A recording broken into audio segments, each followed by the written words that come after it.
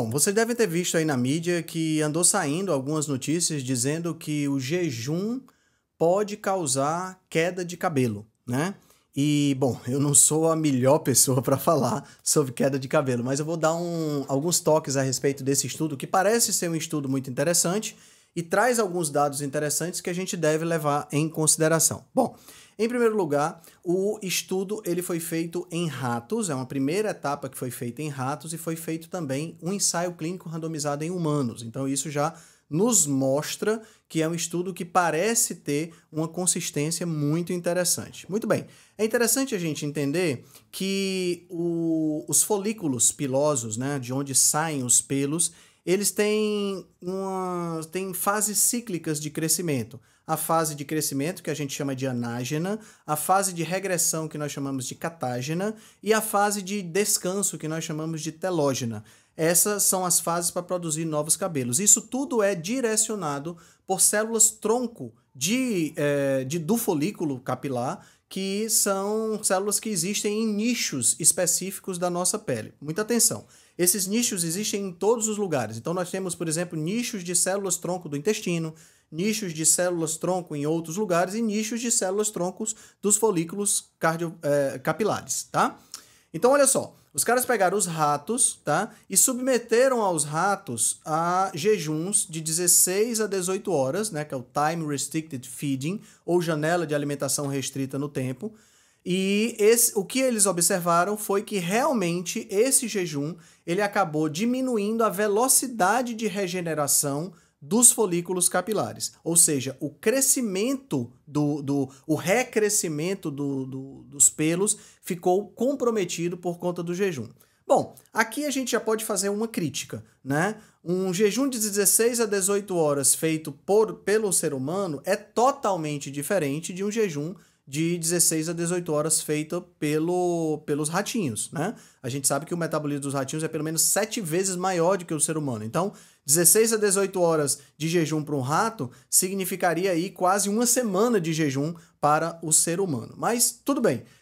Lembremos duas coisas. Primeiro, que esse estudo ele foi feito em ratos, mas tem um braço em humanos. E o mais importante é que os autores desse estudo, eles não sugerem que o jejum é uma coisa ruim. Pelo contrário, eles sugerem que o jejum é uma coisa boa. É só uma constatação de um fato que pode acontecer, né? E eles, inclusive, no final, oferecem até uma alternativa interessante. Muito bem. O que é que os pesquisadores, então, fizeram? Eles procuraram entender o que é que significa esse processo de queda capilar, essa diminuição do recrescimento dos pelos. Se a gente pensar do ponto de vista evolutivo, faz todo sentido. Se eu estou passando fome, se eu estou numa situação de estresse por conta da ausência, da escassez de alimento, é óbvio que eu não vou perder energia e tempo criando determinadas estruturas que não têm uma função específica. Então, evolutivamente, esse sistema parece ter um certo sentido, né? E é interessante também que essa adaptação, né, essa adaptação feita pelos folículos pilosos, por esses nichos específicos de célula-tronco, podem ter um efeito muito interessante, podem ser decorrentes de um efeito muito interessante de hormônios que sobem durante o jejum, que é exatamente o cortisol e a adrenalina. Então, o aumento desses hormônios pode ter um efeito nesse sentido. E que efeito é esse? Aí é que está o grande lance e a parte bonita do estudo. Esse efeito é um efeito no aumento da queima de gordura.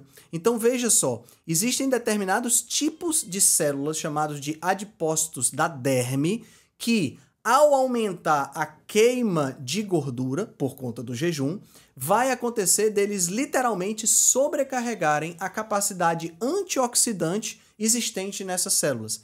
Isso acaba causando disfunção mitocondrial e essa disfunção mitocondrial acaba gerando a queda do cabelo, né? Então, esse é o mecanismo proposto pelos autores do estudo. Agora, olha que interessante, eles também fizeram um estudo, um ensaio clínico randomizado em indivíduos né, em seres humanos, né? E esse estudo envolveu 49 indivíduos jovens, tá certo? Que foram submetidos de 18 por 6, né, jejum intermitente ou janela restrita do tempo. 18 horas de janela de jejum, 6 horas de alimentação.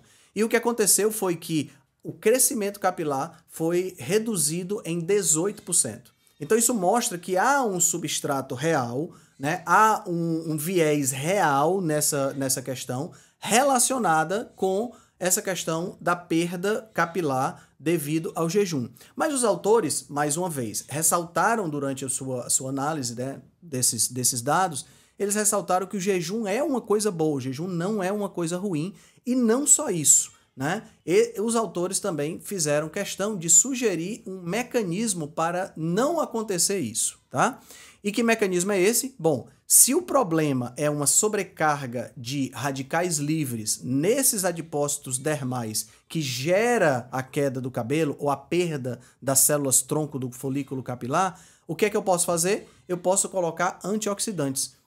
Foi exatamente isso que eles fizeram. Eles colocaram vitamina E, uma conhecida vitamina antioxidante, que fez com que o crescimento capilar voltasse a ficar normal, mesmo em situações de jejum. O que é que isso quer dizer? Bom, primeiro quer dizer que não foi por conta de jejum que eu fiquei careca, tá? É outra coisa totalmente diferente. Mas que a gente deve ficar atento. Muitas vezes essa questão de queda do cabelo está ligado diretamente a problemas mais graves, como alopecia e tudo mais. E são problemas que acabam que você não tem a perspectiva de resolver ou de retornar. Então sempre é bom consultar um dermatologista. Sempre que eu recebo um paciente que tem problemas relacionados com o cabelo, eu peço que ele consulte um dermatologista para tirar esse problema, tirar essa questão. Claro que você vai dizer assim, Henrique, mas eu faço jejum há não sei quanto tempo e eu não noto problemas de queda de cabelo. Sem nenhum problema. Nenhum estudo é mais importante do que o seu N igual a 1. A gente tem que entender isso. Mas eu já recebi algumas mensagens no direct de pessoas perguntando sobre esse estudo, dizendo que foi a única época em que elas perderam o cabelo foi quando fizeram estudos. E é claro, aqui nesse estudo também foi evidenciado uma dose-resposta, ou seja, jejuns mais prolongados implicam numa maior queda de cabelo.